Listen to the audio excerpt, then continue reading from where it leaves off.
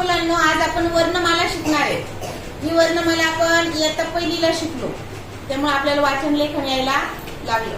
परंतु आता आपल्याला स्कॉलरशिप परीक्षेला, शिष्यवृत्तीमध्ये किंवा विविध स्पर्धा परीक्षांमध्ये MPSC पर्यंत पहिलीपासून आपण वेगवेगळ्या परीक्षा देतोय, तर MPSC पर्यंत आपल्याला अनेक प्रश्न येतात. त्यातला एक प्रश्न असतो वर्णमालेवरची.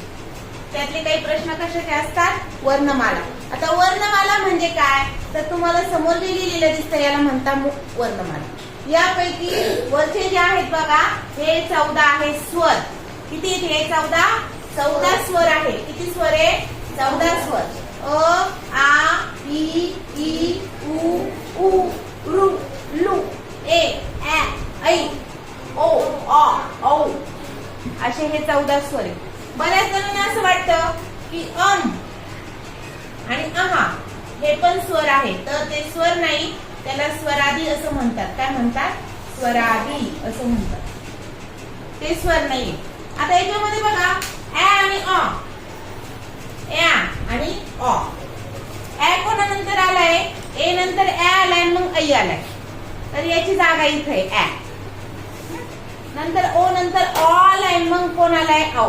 आता वर्णमालेनुसार जेव्हा क्रम लावायचा असतो, त्यावेळेस समजा एखादा अक्षर एक मात्राचं आलं, नंतर बॉल सारखं किंवा बॅट सारखं अक्षर आलं, तर ते आता आपण अनेक वर्षापासून इंग्रज आपल्या देशावर राज्य करत होते आणि देशाची बरीचशे लोक आपल्या देशामध्ये कोणती भाषा बोलतात? इंग्रजी भाषेचं वाचन लेखन करतात, शिकतात, कारण की इंग्रजी ही जागतिक भाषा आहे. आणि इंग्रजांनी अनेक वर्ष आपल्यावर राज्य केल्यामुळे सुद्धा आपण इंग्रजी भाषेतले बरेचसे शब्द जसेचे तसे स्वीकारले. उदाहरणार्थ बॅट, कॅलेंडर, बॉल, ऑगस्ट, आपला महिना जे आहे 12 महिने, त्यातला ऑगस्ट हा शब्द आहे. तर त्यावेळेस हे जे आहे, हे दोन आपल्याकडे आलेले पावणे स्वर आहेत. ऍ आणि अ आपल्याकडे आलेले पावणे स्वर जे दुसऱ्या भाषेतून आले, पण आपल्याच भाषेचे होऊन गेले आणि आपण त्यांच्या भाषेमध्ये, मराठी भाषेमध्ये खूप वापर करतो. आता ऑगस्ट अ कुठून आणणार मग, जर आपण स्वर वापरला नाही तर अ. म्हणून आता आपण हे दोन स्वर आपल्या बाराखडीमध्ये वापरायला लागलेलो आहोत. आपली बाराखडी पहिले 12 स्वरांची होती, आता हे दोन आल्यामुळे किती स्वरांची झाली? 14 स्वरांची. मग त्याला 14 खडी म्हणायला लागले. काय म्हणायला लागले? 14 खडी. म्हणजे आता बघा, रू आणि लू हे आपण जास्त बघण्यात नाही आपल्या, परंतु रूचा नंबर कुठं लागतो? अ, आ, इ, छोटा ई, मोठा ई, छोटा उ, मोठा उ. म्हणजे छोटा मोठा म्हणण्याऐवजी त्याला म्हणतात ऱ्हस्व. छोटा म्हणजे ऱ्हस्व, त्याचा उच्चार ई, आणि ह्या मोठ्या ईचा उच्चार ई असा होतो. उ. छोट्या उचा उच्चार ऱ्हस्व म्हणजे थोडा होतो, उ, आणि याचा उच्चार होतो ऊ. रू हा काय आहे? रू. ऊ नंतर रू वापरला जातो, मग लू वापरला जातो. लक्षात घ्या का, तर त्याचा उच्चार उ उ उ असा आहे बघा. म्हणून उ उ रू लू, यांच्या वेळेस लू उ उ रू लू. लक्षात आलं? म्हणजे त्यांचा क्रम तुमच्या लक्षात राहायला हवा. ए, ऍ, ऐ. ऐ म्हणजे किती मात्रा? 2. ए म्हणजे 1 मात्रा, आणि ऐ म्हणजे किती मात्रा देतो आपण अक्षरावर? 2 मात्रा. ओ, अ, औ असे एकूण किती स्वर आहे? 14 स्वर आहे. मग आता व्यंजन, पुढचे उरलेले जे आहेत ते आहेत व्यंजन. त्याचे आपण गट केले, 5 चे गट केले बघा. क, ख, ग, घ, ङ. हा ड नाहीये, अंग असा आहे. वांगमय या शब्दामध्ये विशेषतः तो वापरला जातो. मग याचा जर तुम्ही उच्चार केला तर सगळा इथून होतो पा. क, ख, ग, घ, अंग. कुठं होतो? कंठातून होतो. म्हणून ते एका लाईन मध्ये सुरुवातीलाच आलेले आहेत 5 चे 5. त्यांचा काय एक प्रकारचा गट. पुढचं आहे बघा, च, छ, ज, झ आणि हे जे आहेत हे एका प्रकारे वाचन त्यांचं होतं ज ज. इथं आपण एकाच पद्धतीने ह्या 5 जणांचा उच्चार करतो, म्हणून त्यांचा गट वेगळा आहे. नंतर ट, ट, बघा टाळूला आपली जीभ लागते. ट ठ ड ढ न. तर या ठिकाणी ट ठ ड ढ हे जे आहेत हे एका लाईनीत आहे आणि इथं छोटा न आहे. नंतर त.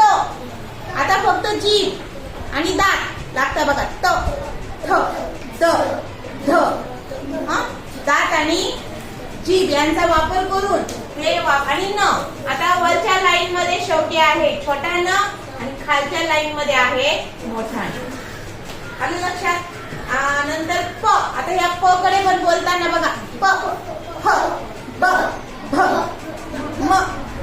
हे जे बघा सगळे ओठांनी म्हणणारे. ओठांनी प फ ब भ म. आलं लक्षात? म्हणजे हे सगळे ओठांनी म्हणणारे सगळे एका लाईन मध्ये आहेत म पर्यंत 5 चे 5. नंतर य र ल व हे एका लाईन मध्ये 4. यांचा 4चाच गळते. य र ल व. आता बघा श चे 3 प्रकार आहेत. श चे किती प्रकार आहे? 3. पण त्यांचा क्रम लक्षात राहिला पाहिजे. पहिला आहे शामृगाचा श, मग आहे षटकोनाचा श आणि मग आहे सशाचा श. श श आणि स. बोलताना सुद्धा बदल आहे. श श आणि स. नंतर ह आणि अळ. ह अळ. नंतर बघा क्ष आणि ञ. आता याच्या पुढे मी काय म्हटलंय की संयुक्त व्यंजन. आता हे संयुक्त व्यंजन काय भानगड आहे? तर संयुक्त व्यंजन म्हणजे ज्याच्यामध्ये 2 व्यंजन असतात. हे सगळे काय आहेत? 14 स्वर आहेत.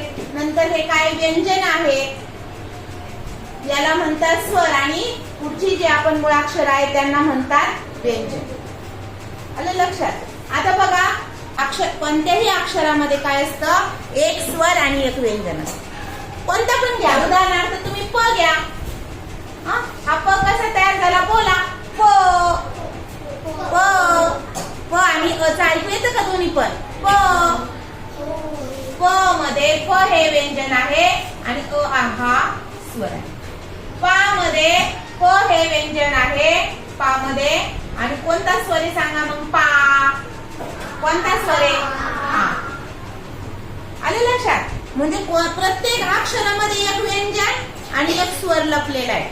आपल्याला दिसताना नुसतं तो प दिसतोय पण प मध्ये कोण आहे? अय. पा दिसतोय. पा मध्ये कोण आहे? प आणि आय. जर तुम्ही इथं पला उकार जर तुम्ही पला उकार पू दिला तर प मध्ये कोण असेल बरं? ऱ्स्व उ की दीर्घ उ? अरे वा. कोणाचा उ मिळवायचा आहे पण कोणता उ मिळवायचा आहे? पहिली वेलांटी म्हणजे छोटा उ याला ऱ्स्व उ म्हणतात. आणि